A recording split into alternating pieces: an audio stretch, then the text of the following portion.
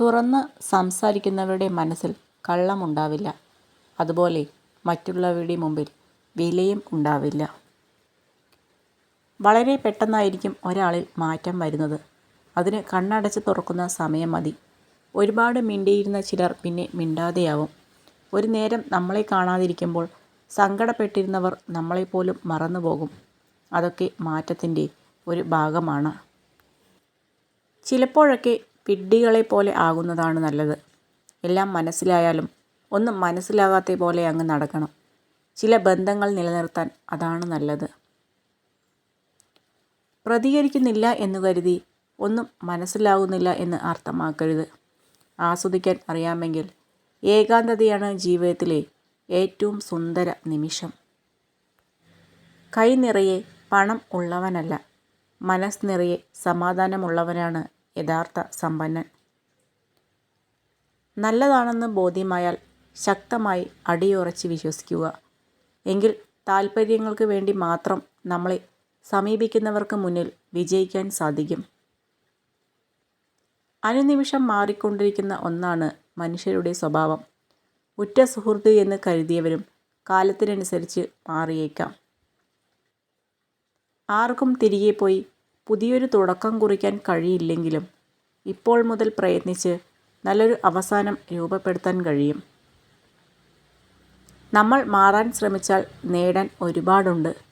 ആഗ്രഹിച്ചതിലേക്ക് മാത്രം ശ്രദ്ധ ചെലുത്തുക. നമുക്ക് മാറാനും നേടാനും കഴിയുമെന്നത് തീർച്ചയായ ഒരു കാര്യമാണ്. ഒരു കാർമേഘവും ഒരുപാട് കാലം നിലനിന്നിട്ടില്ല. ഒന്നുകിൽ പെയ്തൊഴിയും, അല്ലെങ്കിൽ സ്വയം ഇല്ലാതാകും. നമ്മുടെ പ്രശ്നങ്ങളുടെ കാലാവധിയും ഇത്രയേ ഉള്ളൂ. നിങ്ങൾക്ക് എതിർപ്പുകൾ കൂടുന്നുവെങ്കിൽ അത് വെറുപ്പിൻ്റെ ലക്ഷണമല്ല, അത് നിങ്ങളുടെ വളർച്ചയുടെ ലക്ഷണമാണ്.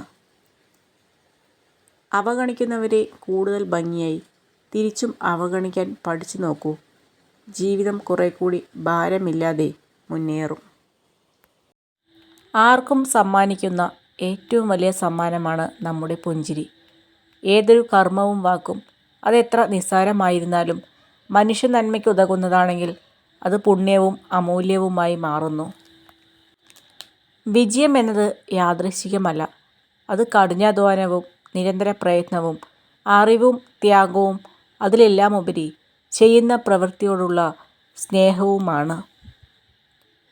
ഏറ്റവും വലിയ രഹസ്യം ഇതാണ്: നിങ്ങളുടെ രഹസ്യങ്ങൾ ആരുമായും പങ്കിടരുത്.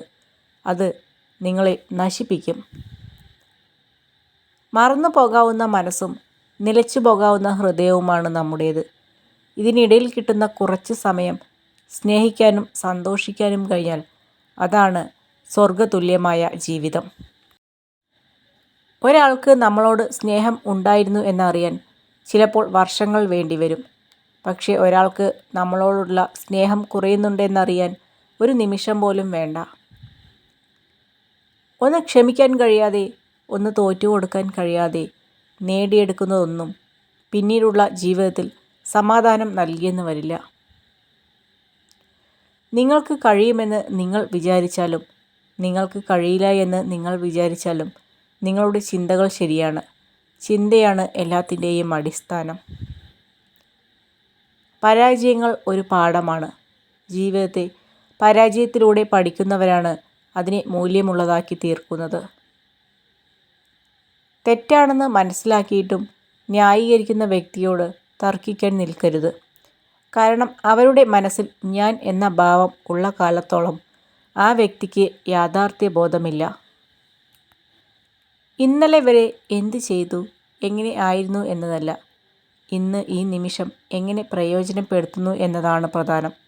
ശരികൾ പിന്തുടരുക, തെറ്റുകളെ ആവർത്തിക്കില്ല എന്ന ദൃഢനിശ്ചയം എടുക്കുക. പൂക്കളുടെ സുഗന്ധം കാറ്റിൻ്റെ ദിശയിൽ മാത്രം പടരുന്നു. എന്നാൽ ഒരു വ്യക്തിയുടെ നന്മ എല്ലാ ദിശകളിലേക്കും വ്യാപിക്കുന്നു. നമ്മുടെ വിഷമഘട്ടത്തിൽ ഒരു വാക്കുകൊണ്ടെങ്കിലും നമ്മളെ ആശ്വസിപ്പിച്ചവരെ നമ്മൾ എന്നും കൂടെ നിർത്തണം. കൂടുതൽ വെളിച്ചം നിങ്ങളെ അന്ധനാക്കും. കുറച്ചിരുട്ടും അത്യാവശ്യമാണ്. ജീവിതവും അതുപോലെയാണ്. സന്തോഷത്തിൻ്റെ കൂടെ ദുഃഖവും ഉണ്ടെങ്കിൽ മാത്രമേ ജീവിതം ആസ്വാദ്യകരമാവുകയുള്ളൂ. പരാജിതർ ചെയ്യാൻ ഇഷ്ടപ്പെടാത്ത കാര്യങ്ങളാണ് വിജയിച്ചവർ ശീലിച്ചെടുക്കുന്നത്. വിജയിക്കാൻ തീരുമാനിച്ചവർ ഒരിക്കലും പരാജയത്തെ ഭയപ്പെടുന്നില്ല.